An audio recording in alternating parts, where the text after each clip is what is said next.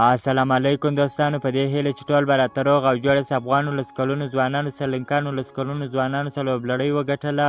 افغانستان او سرلنکانو لس کلونو ترمنځ د 250 ورځې سیالۍ په لړۍ کې افغان لوبډلې په دویمه لوبه کې سرلنکانو لس کلونو ته په 6 ویکټو ماتې ورکړه او دغه لوبلړۍ 2-0 سره وګټله.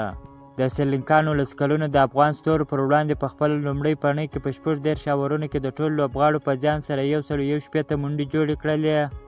د افغان لوبډلې په ګټه کامران اتک او فریدون داودزي بهترینه توپ اچونه وکړله. دواړو درې ویکټې ترلاسه کړلې. همدغه راز ایما عرب هم د سرلنکا دوه لوبغاړي وسوځوله.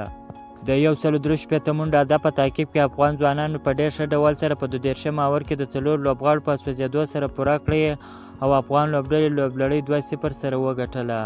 د افغانو نسکلونو له لوري نعمان شاه بهترینه توپخونه وکړله. 2 نسوځېدلې منډې جوړ کړې. ترڅنګ علي احمد هم 25 نسوځېدلې منډې جوړې کړلې.